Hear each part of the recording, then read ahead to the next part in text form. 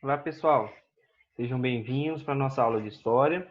E hoje nossos objetivos serão analisar o domínio holandês, né, o fim do domínio holandês no Nordeste brasileiro e compreender o fim da União Ibérica. Esses serão aí os nossos objetivos. Me acompanhem nessa aula. Bem, pessoal, nós vimos, né, que a União Ibérica ela durou cerca de 60 anos, né, entre 1580 até 1640, com o governo holandês aí invadindo o território brasileiro, o Nordeste brasileiro. Não é isso? Teve como um período aí de união entre as monarquias espanhola e a monarquia portuguesa.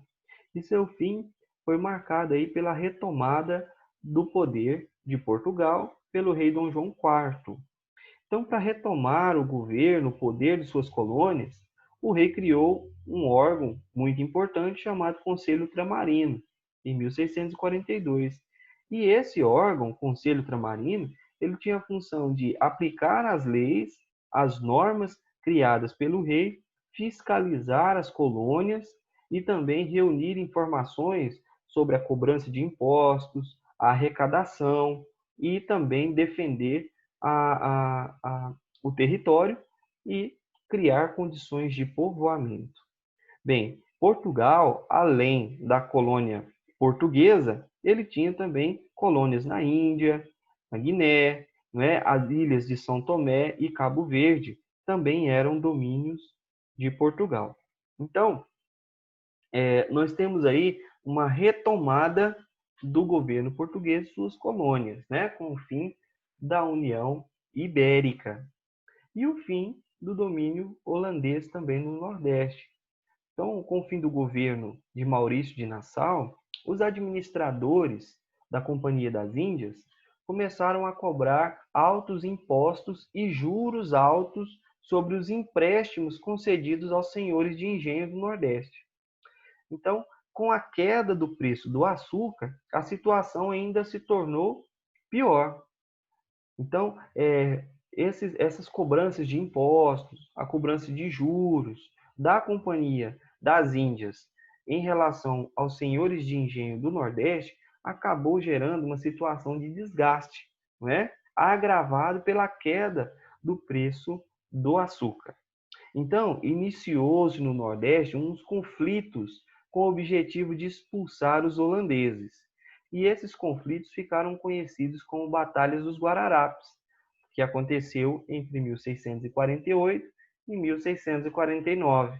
Então, nesse conflito, reuniram-se lusos brasileiros, afrodescendentes, indígenas e portugueses que combatiam os holandeses para a retomada de Pernambuco. Bem, um outro fator que contribuiu para o fim do domínio holandês no Nordeste foi a diminuição da produção do açúcar e os prejuízos que a companhia estava sofrendo em função da queda do valor desse produto no mercado internacional. Então, os holandeses acabaram, né, perdendo o interesse do comércio e da exploração do produto no Brasil. E em 1654, os holandeses deixaram o Nordeste brasileiro. Beleza? Bem, pessoal, como nós vimos nas aulas passadas, o sistema de capitanias hereditárias não funcionou como o governo português esperava. E nos séculos 16 e 17, no Nordeste, por exemplo, a capitania de Pernambuco conseguiu prosperar, não é? Produzindo não apenas o açúcar, mas também a criação de gado e outras atividades econômicas.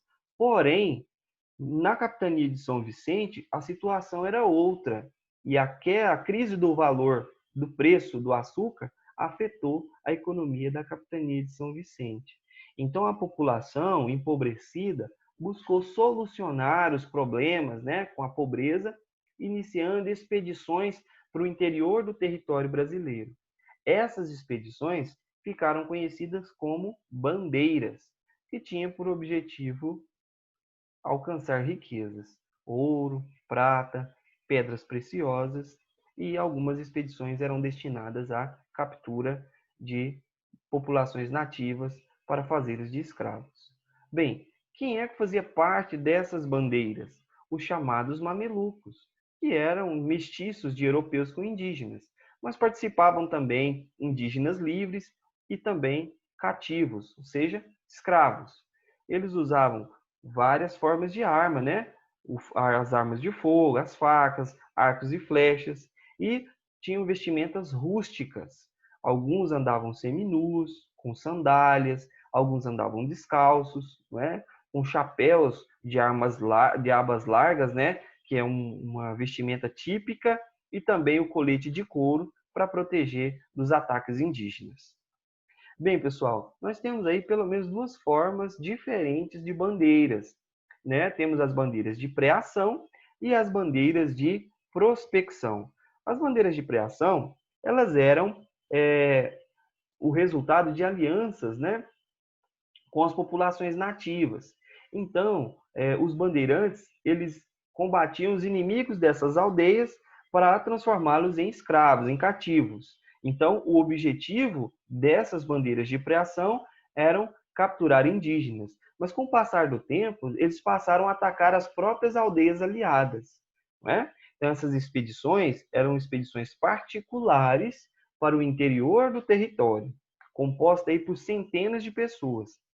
Já as bandeiras de prospecção eram expedições a mando do próprio rei de Portugal, não é, para o interior da colônia, mas o objetivo era outro: encontrar riquezas, como minérios, né, ouro, prata e pedras preciosas. Essas eram menores, contavam aí com grupos pequenos de no máximo 50 pessoas. Bem, aqui nós temos uma imagem, pessoal, uma pintura do Benedito Calixto, de 1903, né, que representa aqui Domingos Jorge Velho, né, e o seu assistente Antônio Fernandes de Abreu.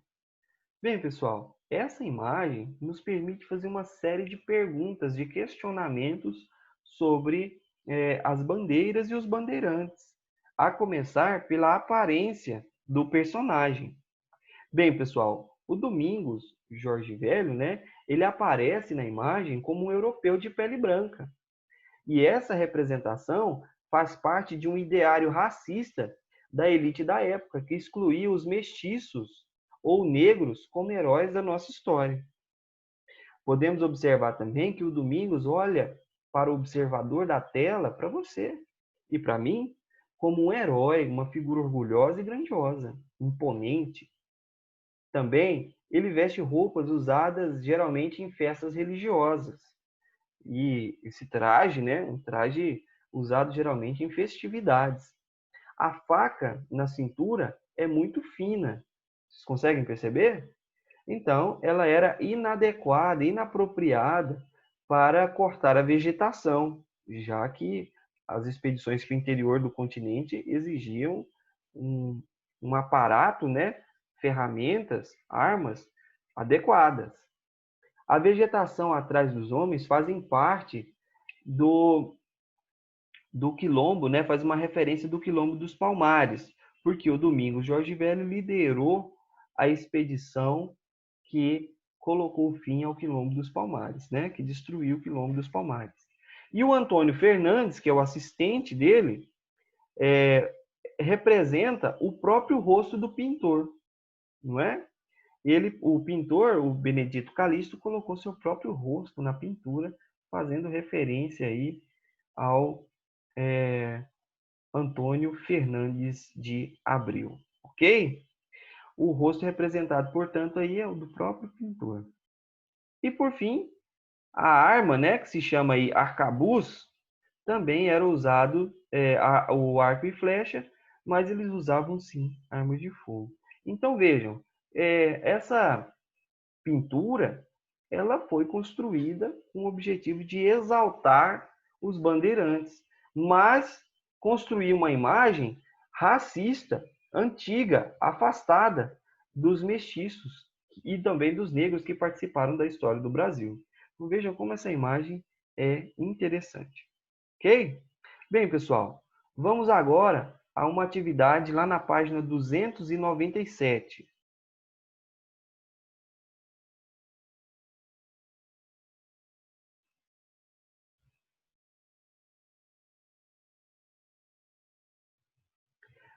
Vamos fazer o exercício 2 da página 297. Vamos fazer junto aqui esse exercício, beleza? Bem, o exercício diz assim: complete as frases a seguir utilizando as palavras abaixo. Então, nós temos aqui a palavra casa de engenho, senhor de engenho, senzala, casa grande, capela e canaviais. Então, esse exercício está... o objetivo desse exercício é que a gente identifique as construções, os espaços que constituem o engenho. Não é isso? Então, vamos lá. O primeiro item aí.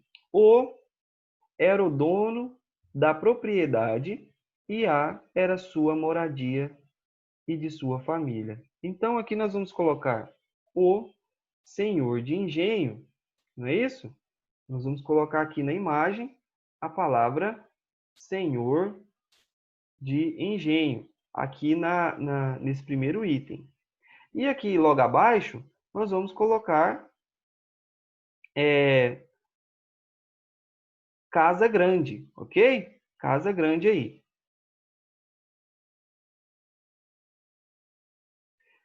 Então, no item B, nós temos o trabalho da maior parte dos escravizados do engenho era o cultivo dos canaviais. Então, nós vamos colocar canaviais aqui, né? Os cultivos, o cultivo dos canaviais. E agora, no item, na letra C, nós temos aqui A, era o local onde se encontravam as máquinas de moer cana, as fornalhas e outros objetos utilizados na produção de açúcar.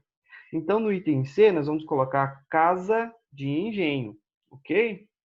Então, casa de engenho, como um espaço aí característico onde se situavam a maquinaria utilizada na produção do açúcar. Depois nós temos o lugar de abrigo dos escravizados era chamado de senzala. Então nós vamos colocar aqui senzala, ok?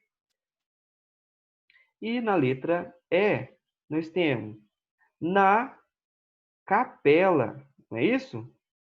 Na capela eram celebradas missas e festividades religiosas, onde também os escravizados recém-chegados da África eram batizados. Então, aqui nós vamos colocar capela, que é também um dos espaços aí do engenho, ok? Beleza? Então, ficou na seguinte ordem, né? Senhor de engenho, casa grande, canaviais, casa de engenho, senzala e capela. Nessa ordem, ok? Bem, pessoal, nós vamos encerrando a nossa aula de hoje e a gente se vê no nosso próximo encontro. Tchau, tchau e até lá!